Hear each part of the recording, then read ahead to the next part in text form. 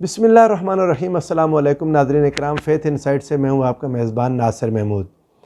आजकल चूँकि हम कुर्बानी के जानवर ख़रीद रहे हैं और यही सबसे जो अहम एक्टिविटी जारी है वो यही है, तो मैंने मुनासिब समझा कि कुर्बानी के जानवरों से मुताल्लिक़ शरीयत ने जो पाबंदियाँ हमें दी, जो शरीयत ने उसके बारे में शराइत हमें बताईं, उनसे आगाही आपके साथ शेयर कर दूँ ताकि हम इसके मुताबिक जानवर ले सकें।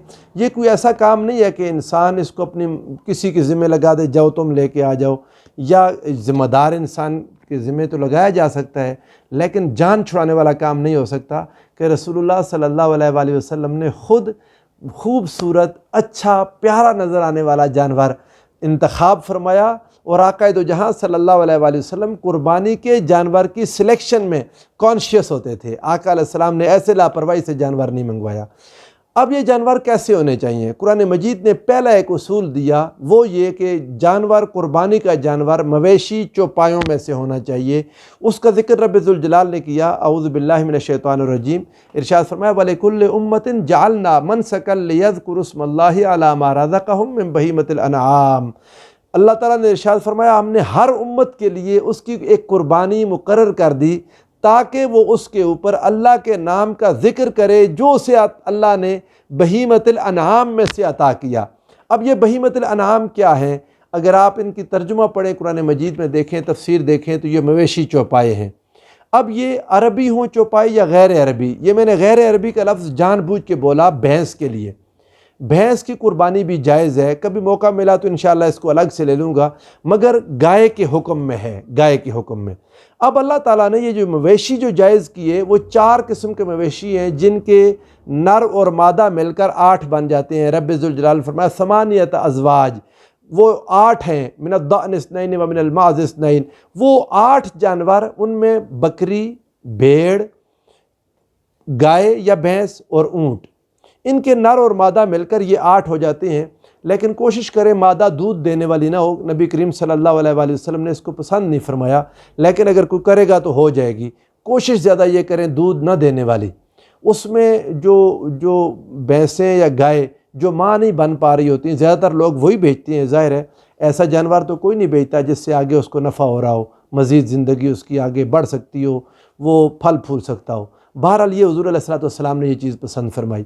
उससे बाद दूसरी चीज़ ये है कि इनमें से जो बकरी, भेड़ और मेंढा, इनकी कुर्बानी एक एक शख्स की तरफ से है, और गाय, भैंस, ऊँट ये 7 अफराद की तरफ से, और यही रहेगी ये तरतीब। हज़रत जाबिर रज़ियल्लाहु तआला अन्हु से सही रिवायत है कि हुदैबिया के साल हुज़ूर नबी करीम सल्लल्लाहु अलैहि वसल्लम के साथ इन्होंने कुर्बानी की थी, और ऐसा ही था कि भेड़ बकरी में एक एक शख्स और गाय या ऊँट उसमें 7 लोग शरीक हुए थे। अब ये चौपाई की उम्र का दूसरा अहम मसला है कि हुज़ूर नबी करीम सल्लल्लाहु अलैहि वसल्लम ने इस पर सख्ती फरमाई। आक़ाए दो जहां ने हज़रत जाबिर बिन अब्दुल्लाह रज़ियल्लाहु तआला अन्हु रिवायत करते हैं कि आका ने फरमाया, ज़िबा मत करो मगर पुख्ता उम्र वाले जानवर, और अगर ये तुम पर मुश्किल हो जाए तो भेड़ का जिज़ा कहते हैं 6 माह का वो बच्चा जो साल भर के बराबर लगता हो, ताकतवर हो, लेकिन वो साल का न मिलने की सूरत में है। अगर साल का मिल रहा हो तो अफजल वही है, लेकिन भेड़ के लिए इजाज़त दे दी, बाकी बकरी वगैरह में इसकी इजाज़त नहीं होगी।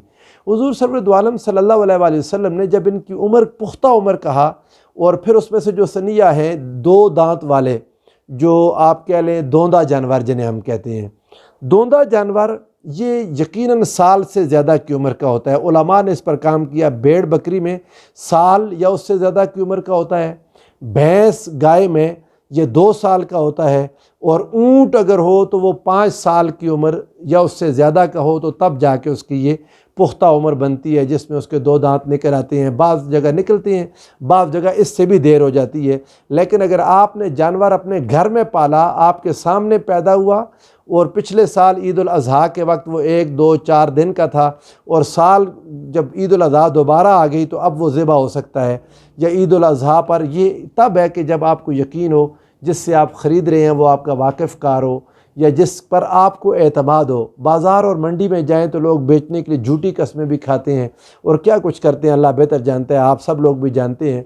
लेकिन उसकी उम्र का तयन फिर उसके दांत देख कर लें कि वो नीचे वाले 2 मोटे दांत دو موٹے دانت جو تھوڑے بڑے ہوتے ہیں وہ نکل آئیں تو اس کو دوندا جانور کہتے ہیں، اور یہی وہ ہے جس کے بارے میں رسول اللہ صلی اللہ علیہ وآلہ وسلم نے تعلیم دی۔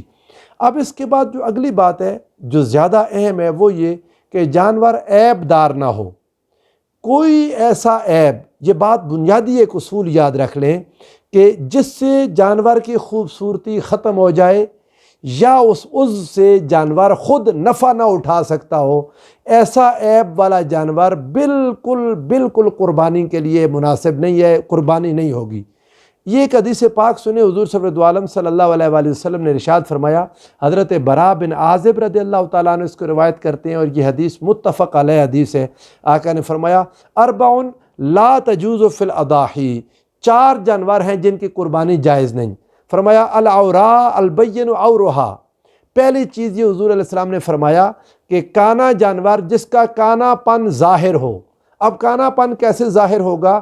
آپ کو دیکھتے ہی نظر آ جائے کہ یہ کانا ہے، ایک آنکھ اس کی نہیں ہے، ایک آنکھ سے دیکھ رہا ہے لیکن دیکھتے ہی انسان پہچان جائے۔ لیکن اگر کانا پن یا بھینگا پن اتنا تھوڑا ہو کہ آپ کو بہت محنت کر کے پتہ چلے تو وہ جائز ہے۔ البین عورها، واضح ہو، اور اندھے جانور کے بارے میں بھی یہی ہوگا کہ جس کا اندھا پن واضح ہو کہ آپ اور طرف اس کو ہاتھ ہلا رہے ہیں، اور طرف چل رہا ہے، یا اس کو خوراک کی نظر نہیں آتی، تو ایسا جانور قربانی اس کی نہیں لگے گی۔ دوسری چیز حضور علیہ السلام نے ارشاد فرمایا والمریضۃ البینۃ مردھا، آقا نے ارشاد فرمایا ایسا بیمار جانور جس کی بیماری ظاہر ہو، یعنی آپ اسے چلائیں تو بہت سست چلتا ہو، کھانے میں بہت سست ہو، بیماری واضح ہو، ایسے جانور کی قربانی جائز نہیں ہے۔ اسی طرح آقا نے ارشاد فرمایا والعرجاء البین ضلعها، آقا نے فرمایا لنگڑا جانور جس کا لنگڑا پن ظاہر ہو، اور پھر والعجفاء التی لا تنفی، اور ایسا لاغر جانور جس کے فربہ ہونے کی امید نہ ہو۔ یہ غلطیاں جس جانور میں کمزوریاں پائی جائیں، یہ عیب پائی جائیں، ایسے جانور کو ذبح نہ کریں۔ باقی اگر کوئی ایسا جانور آپ یوں کہہ لیں اس کا کوئی عضو جیسے کان ہے، کان کٹا جانور نہ ہو، سینگ ٹوٹا ہوا جانور نہ ہو۔ کان کے بارے میں یہ مسئلہ آپ سمجھ لیں کہ اگر کان کے 3 حصے کر دیں تو اس کا اتنا حصہ کٹ جائے، 1/3 حصہ، جس سے وہ برا لگے، تو اس کی قربانی جائز نہیں ہے۔ سینگ کے اندر ایک نرم گودے والی جگہ ہوتی ہے، اگر سینگ اس جگہ تک ٹوٹ جائے تو پھر اس کی قربانی جائز نہیں ہوگی۔ ایسے ہی اس کی دم ہے، دم کے 3 حصے کر لیں، اگر اس کا 1/3 کٹ گیا تو وہ برا لگنے لگ گیا تو اس کی قربانی جائز نہیں ہے۔ ایسے ہی آپ اس کو سمجھ لیں، بس بنیادی اصول یہ رکھیں کہ اس سے اس کی خوبصورتی میں فرق آ جائے یا اس عضو سے جانور خود نفع نہ اٹھا پا رہا ہو، تو حضور نبی کریم صلی اللہ علیہ وآلہ وسلم نے ایسے جانور کی قربانی کی اجازت نہیں دی۔ ایک اور حدیث پاک ہے، وہ حدیث اس کی سند پر کوئی گفتگو ہے لیکن اسی حدیث کو مزید مضبوط کرتی ہے، جس میں آقا دو جہاں صلی اللہ علیہ وآلہ وسلم نے حضرت سیدنا مولا کائنات مولا علی المرتضیٰ کو فرمایا تھا کہ کان کٹے جانور کی قربانی نہ کرنا، اسے منع فرما دیا، اور مزید فرمایا آنکھ اور کان کو جھانک کر دیکھ لیا کرو، غور کر کے دیکھو۔ حسن درجہ اس حدیث کو امام ترمذی نے حسن درجہ میں لیا ہے۔ تو یہ آپ یوں سمجھ لیں کہ جانور کو کوشش کریں کہ اس کے اندر عیب سے پاک ہو، صاف ستھرا جانور ہو، خوبصورت جانور ہو، اور اگر آپ کے پاس ممکن ہے آپ اسے اپنے گھر میں رکھ کر اس کی خدمت کر سکتے ہیں تو یقیناً اجر کی بات ہے، اور اگر یہ ممکن نہیں، آخری دن میں آپ نے لانا ہے، تو پھر کوشش یہ کریں کہ صاف ستھرا جانور جس کے اندر کسی قسم کا کوئی ایسا عیب نظر نہ آتا ہو کہ جو قربانی کے لیے مناسب نہ ہو۔